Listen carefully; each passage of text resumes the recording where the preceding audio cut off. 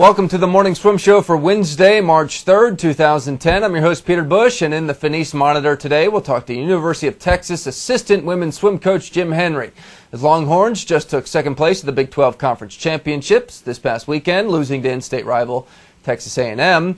His team will still take a strong contingent to the NCAAs in a couple weeks, and Coach Henry joins us right now in the Finis Monitor from Austin. Coach, how you doing?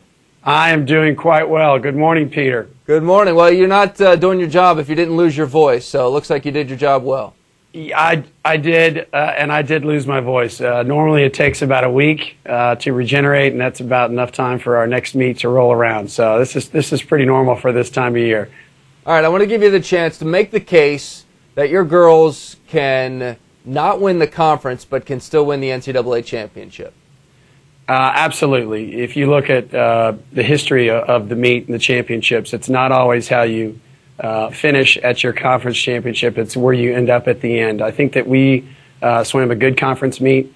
I think A&M swam a great conference meet. You have to give the credit to them. But I think that we have the pieces in place to do what we need to do to contend in 3 weeks from now. How many of the ladies were fully rested? How many were shaved? Break it down for me. We did hold back a little bit on quite a few of our girls. We did also have quite a few girls that were looking to qualify for the meet and using that conference championship.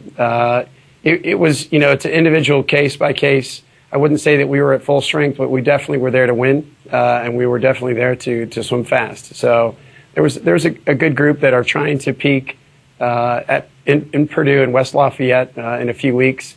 And we didn't quite hit their peak yet, but we'll be excited when we get to that point. What are the in-house estimates of how many swimmers and divers will go to the meet? With the online system and with where the times are, it's incredible to kind of see what the latest is. And so they've been doing a great job there with USA Swimming. So based on what we see, and the entry is in fact due today, so we've got some decisions to make, and the rest of my day will be spent in the office looking at that entry a million times. We look to have probably 11 swimmers, but we're going to hopefully add some divers to that, so anywhere between 13 and 14 for our squad. Now, what do you mean decisions to make? Describe what you're talking about. Well, we've got quite a few girls that have qualified in numerous events, and based on where their strengths are and where we think they can score the most points, we have to decide what events to choose.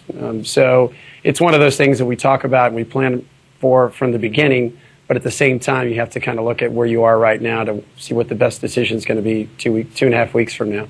All right, so there's got to be at least one of these girls that you've made your mind up on. Give us a peek behind the curtain here. I mean, who will swim what?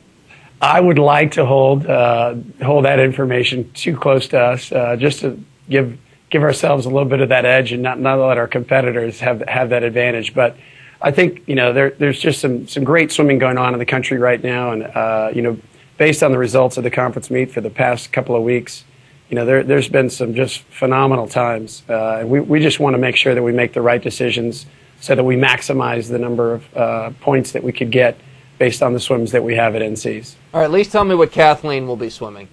She's going to be swimming fast. She's going to be ready to go. I feel like I'm the catcher, and you're just shaking me off on the mound here. No. She's versatile, and that's one of the things that is so amazing about her. But she can swim a number of different things. I know that she's super fired up about her relays and the drops that we're hoping to make in the relays. I know that this year, in fact, our medleys will be more competitive than they've been in past years. We've got some legs of that medley relay that are a little bit stronger, and we also have some swimmers that we might be able to put in the prelims where we weren't able to do that before because we didn't have the numbers to do that. But with Kathleen and with Leah Gingrich, with some other girls, they do have some options. We're just trying to find the best formula that will maximize. What's your best relay? Oh, that's a good question. That's why I asked it. Oh, that's a tough one. I think it depends on the meet and who's on. The girls would like to probably say that our 800 free is among our best, but we know we're going to have a heck of a fight with Georgia and quite a few other teams in that. But I think they're pretty excited about our medleys. the chance to have a breaststroke split under a minute, which we haven't had for a couple of years, is nice. But then again, you have to look at the 400 free relay. That ends the meet. That is the determining factor on where you end up. And I know that we talk about that relay a lot. I know that having the dual meet with Georgia and having that exciting 400 freestyle relay come out on our end is something that we learned from. But then also you look at the Big 12 championships and having the 400 freestyle relay against A&M and having it come out on the other end.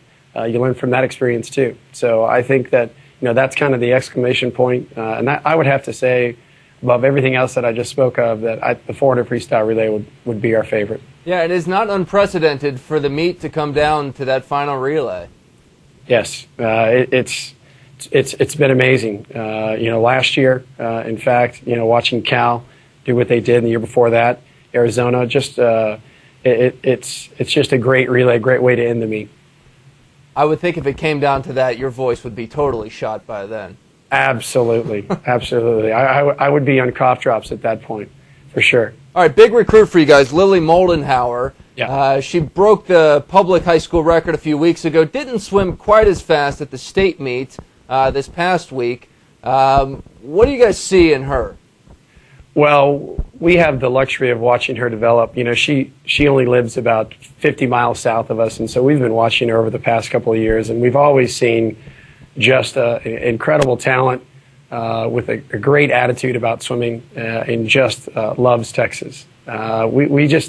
We think that she's, again, a versatile piece. Her fly, her back, and, she also has an incredible freestyle. So I think with her singling out that 100 back and training more of that and picking that as an event for the high school meet where she didn't the year before, really got her excited. And she's just a great kid with a great Texas family background and tradition.